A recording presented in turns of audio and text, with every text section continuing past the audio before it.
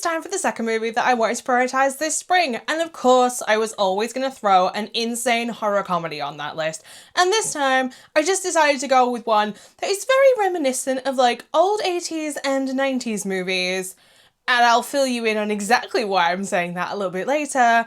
It's Lumberjack Man. But if you don't know anything about Lumberjack Man from 2015, let me quickly fill you in. Lumberjack Man from 2015 is a slasher horror comedy, as the staff of Good Friends Church Camp prepares for a spring break filled with fun under the sun. A demon logger rises from his sap boiler to wreak his vengeance and feast on flapjacks soaked in the blood of his victims. If you're new here, I go by Hordes, and if you're not new, welcome back. I talk about horror movies here on my channel on Mondays and Fridays, but as always, when it comes to watching movies that I've never seen before, I'm now going to go and watch Lumberjack Man off camera, so that way if you too want to watch the religious summer camp movie with a man that looks like he's got a bird's nest for a beard and face, nothing will be spoiled for you, because nobody wants to watch a movie that you've just watched somebody else watch from start to finish, and I keep it spoiler free here on my channel, because nobody, and I mean nobody, like spoilers. Pancakes, pancakes, pancakes! I am really fighting the urge to go and make pancakes after watching this movie. And if you've seen this movie, you will know exactly why. We eat good tonight! This movie has to be written by somebody who has religious trauma, because this just feels like it was written by somebody who every single year as a kid got sent to Christian summer camp. It just has it written all, like, this is a genuine lived experience by somebody, just minus the massive slasher villain in it. Like, this is your, like, classic, like, fundamentalist leaning Christian, like, summer camp that is full of very naive teenagers, or the rebellious kind of teenager that, like, hate going to summer camp and hate their parents. It's American Pie band camp, but for Christian teens. That is the best way I can describe it, which is not a bad thing. And then you add in on top of this an enormous slasher villain whose hair and beard look like a bird's nest in a tree. Like, this guy is huge, and you're in for a fun time. If you enjoy movies like Dodgeball, Austin Powers, Blades of Glory, American Pie, Paul Blart Mall Cop, or TV shows like South Park, where you can't be offended at it because everybody is a target in it, so it's fair game for everybody, you will absolutely like the humour in Lumberjack Man, which of course means I really like the humour in this movie, because all of those movies I grew up watching and loved them the first time I watched them. Dodgeball is on my bookcases behind me. It's one of those movies where if I'm having a bad day, the 5 Ds of Dodgeball is guaranteed to make me laugh. Dodge, duck, dip, dodge, dodge! It's camp. It is unapologetically camp, pun partly intended because it's set at a summer camp. It is full of chesty besties and slapstick comedy and over-the-top gory kills that are simultaneously hilarious. Like, this movie has no right to be as hilarious as it was, because I was not expecting the humour to go so hard in this one. I want to take a second though to shout out the ladies of this movie. Nothing against the menses, but none of them are breaking into mainstream from a different type of career, shall we say, and I will explain.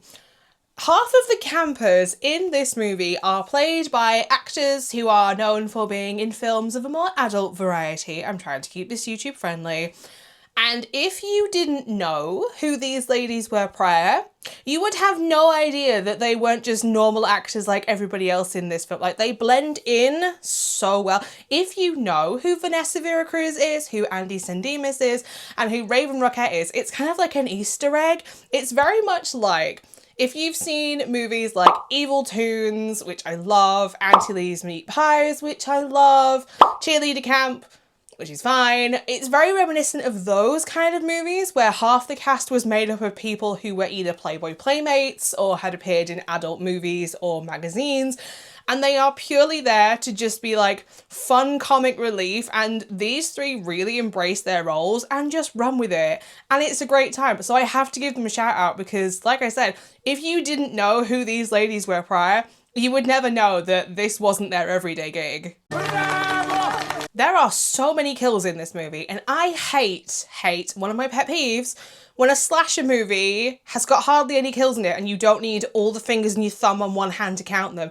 And I can honestly say that I need both hands, possibly my feet or somebody else's hands, to actually count the amount of kills in this. Like, they are great. They are over the top, gory as you like, and I will talk a little bit more about Lumberjack Man himself in a minute, but I did not expect death by rogue chesty bestie implants to be on my 2025 bucket list, but here we are, because that is something that I have never come across in a horror movie before, but I'm certainly glad that I did.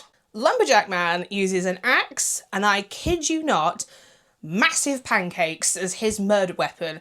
The fact that this guy's real name is Nehemiah Easterday is hilarious to me. Like, let's play the game. Is it dog name, drag queen, or corn star? Like, that is I love a pun name. I love a pun name. And Nehemiah Easterday is hilarious when you know what is happening in this. The fact that he uses giant pancakes as a murder weapon, and it's set on Shrove Tuesday, aka it's set on Pancake Day. Like, it's Pancakes the movie. I never expected to find a movie that was a pancake-themed horror movie. Here we are. Am I mad at it? Absolutely not. You actually get Lumberjack Man's backstory told to you through a whole cartoon section.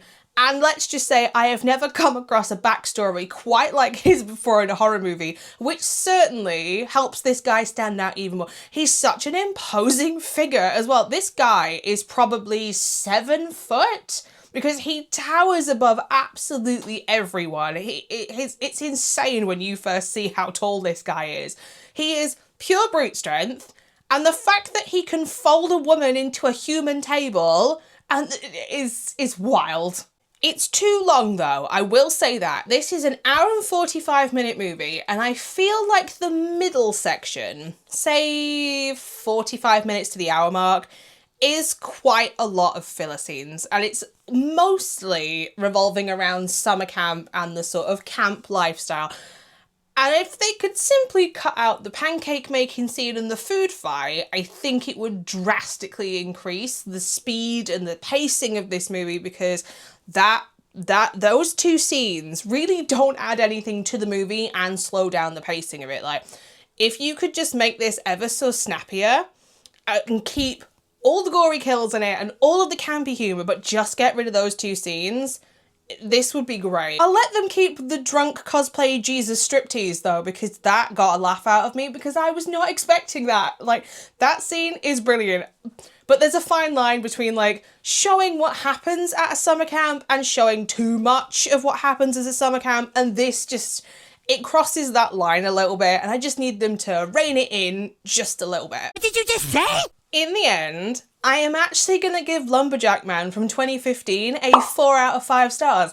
And if you know me and my taste in insane horror comedies, this should come as a surprise to no one, because if this movie was made by a different director from Japan, it would have my boy Noboru Iguchi attached to it. It is that level of, like, campy, over-the-top insanity that I love in a horror comedy. The gory deaths are all brilliant. I love the fact that every single one of them is unique in its own way. There's no two kills that are exactly similar to each other, so it means that everybody gets that little kind of moment to shine, which is very much appreciated. It is unserious, it is campy as hell, and if you like summer camp themed movies, go out there and find this movie and give it a chance, because dear God, was this funny? It has no right to be as funny as it is. But my opinion isn't the only one that matters, which begs the question, should you personally watch Lumberjack Man from 2015? If you like your horror movies flavoured with summer camps, gory kills, enormous slasher villains, naive/rebellious teens, chesty besties, or pancakes, or anything that is listed here, then you will probably like Lumberjack Man from 2015. So there you have it, my initial thoughts and my review for my first time watching Lumberjack Man from 2015. If you have also seen this movie, I would love to know what your thoughts and opinions are on this one down in the comments section down below. And if you do want to watch this one, I will leave a link to justwatch.com in my description bar so you can find out where it is streaming in your country. If you would like to know where else you can find me, I am also over on Instagram and Letterboxd at HordesOfHorror, where I post every single horror movie that I watch, not just the ones that I talk about here on YouTube. But speaking of YouTube, I'll be back on Friday, and it could possibly be one of two videos. It depends on how spicy I'm feeling. It will either be another solo movie review, or it might be me finally revealing what some of my unpopular horror opinions are. So you'll have to check back in on Thursday to find out what I've gone for on my community page. Depends on how, button pushy I'm feeling this week, so we'll see. So until next time, bye.